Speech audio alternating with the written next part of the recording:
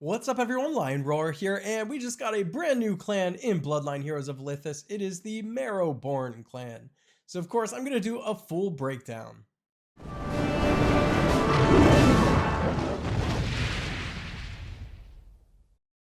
But first, download Bloodline Heroes of Lithis, a mobile RPG action fighting game where you can marry your champions to create new and unique hybrids. Use the link in the description to start with some free stuff, including golden diamonds. See you hopefully soon.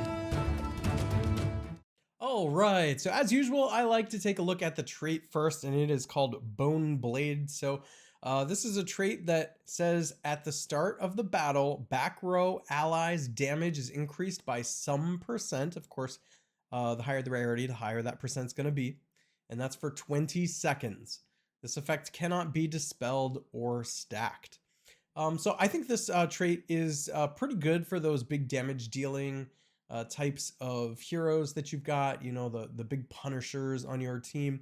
But that is kind of a crowded space with traits right now, and I'm not sure that the just strict increase to damage is the best kind of trait. Typically, you want to just increase the strength because that just automatically increases the damage on at least a strength damage dealing hero. Of course, if the damage is based on constitution or something like that, that's what you're going to want to focus on, is maybe like energetic and those kind of traits. But it's kind of crowded out too by the crit rate and crit damage traits, of which there are a lot, because those are typically going to deal more damage than just a straight damage trait like this one. And plus this one has a timer on it. Now, almost all PvP matches are going to happen within 20 seconds, so it's probably fine.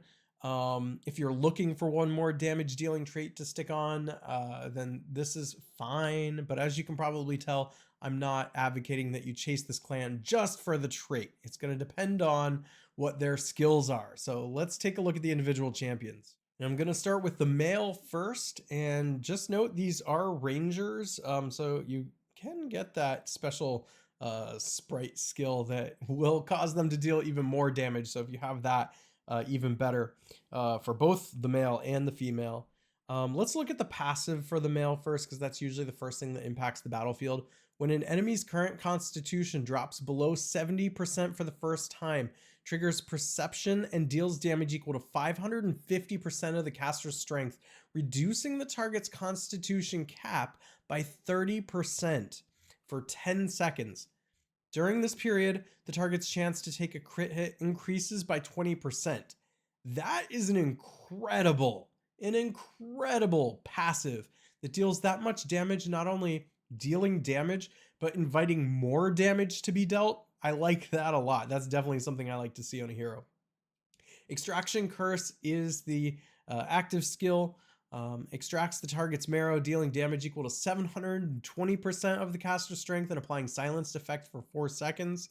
The extract marrow restores 30% of lost constitution. Another enemy's current constitution is lower than 70%.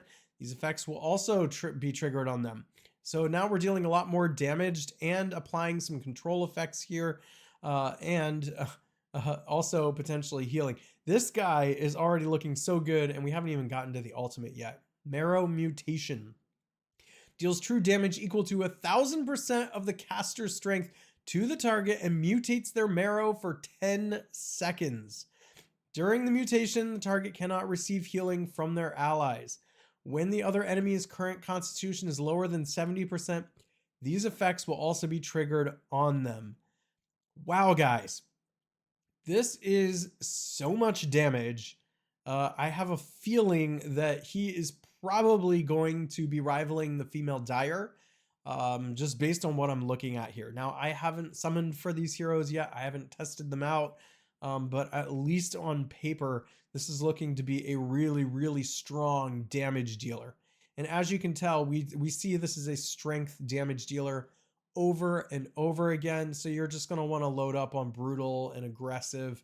And I see no reason not to go with any of the big damage dealing traits on this one. So feel free to mix and match with it, especially with the crit damage and the crit rate, whatever you have available to you with that.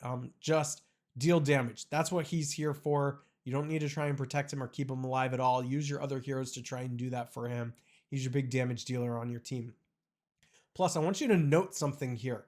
We've seen true damage in this game before, but 1000% of true damage, now that's something that's quite new. And that means that it's going to ignore all defensive effects on the other side of the battlefield. So this guy is just going to crush it, absolutely crush it. And I think we have ourselves a really, really fantastic hero here. It's going to be hard for the female to beat that, but let's take a look at her as well. Her passive is Heart of Valor. When no enemy is nearby, grants a boost that increases strength by 40% and attack speed by 45%. So more things that I like to see, an increase in speed and strength. So of course, I think speed is the name of the game here. The faster you are, the more likely you are to win. So you get speed and strength. So dealing damage and an increase to speed at the same time on a passive. When an enemy approaches, summons a clone behind the enemy and throws a spear, knocking the enemy toward the side a significant distance and dealing damage equal to 550% of the caster's strength. So another big strength damage dealing passive effect. But not only that, a little control mixed in too. This effect can trigger once every 5 seconds. Once an enemy approaches, the boost effects are reduced by 70%. Now let's take a look at the active, Shattering Spears. Throws one spear each time at the 3 furthest enemy champions in a fan-shaped area in front, dealing damage equal to 600% of the caster's strength to the targets and enemies on the path, and stunning them for a second. So both of these heroes have CC or crowd control. She's got a little bit more already, it's looking like. So that's good. Restores Constitution equal to 25% of the damage dealt simultaneously. So now we've seen this effect on both of them. And so that, when you get healing combined with what you're trying to do, which is defeat the other team, that's usually when healing is most powerful. That's why Male Water and Sun is so good. Shadow Spears swiftly throws 4 spears at the area where the weakest enemy is located. By the way, I love effects like this in games where you're picking on the weakest enemy because you're exploiting weaknesses with your opponent. So that's a really good line on this hero. Each spear deals damage equal to 450% of the caster's strength to enemies near the spear's land point. After all 4 spears have landed, enemies within the area are stunned for 3 seconds, while damage taken is increased by 30%. Goodness gracious, guys. That's a lot of stun on this hero too. So here's what I think between them. I think he's the big damage dealer. And I think she will progress the damage dealing of your team, but also be crowd controlling. So, I mean, before I decide which one's better, I will say that based on what we're seeing here, you're getting a lot more strength based damage. So what I talked about with the male is relevant with the female here too, and wanting to put aggressive and brutal on to get strength as high as possible, even making sure somebody on the team has the hoe trait for both of them, potentially putting them in the back line to be able to just have as much strength as possible to deal damage. And I think it's perfectly viable with her to go with the crit damage and crit rate traits as well, but there is more of a case to make with her to potentially, if you don't have those, or if you have a problem with her dying too easily, to put like honorable on her, because sometimes with these crowd control type heroes, it is a little better to try and keep them alive long enough to get the crowd control off, and then just let the rest of your team do the damage dealing that is going to happen. But which one do I think is better? I'm actually leaning towards the male. I just think that's such an enormous amount of damage, and I want to go all in with it and allow the crowd control to be up to other heroes on the team.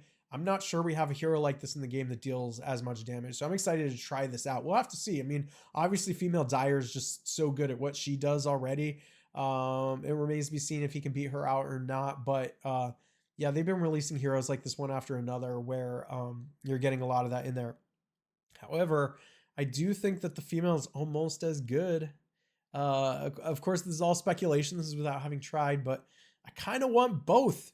Maybe I want to put them both on the same team. She can deal a lot of the crowd control aspects, and he can do the big damage dealing. And maybe they end up on the same team. Maybe they don't. Maybe he's a tier 1 type of hero. I'm suspecting. And maybe she's tier 2, but maybe they're both tier 1. We'll just have to see. I'm going to test it out. Let me know what you think in the comments. If you enjoy videos like this, make sure to like, subscribe, and hit that bell notification. I will catch you in the next one.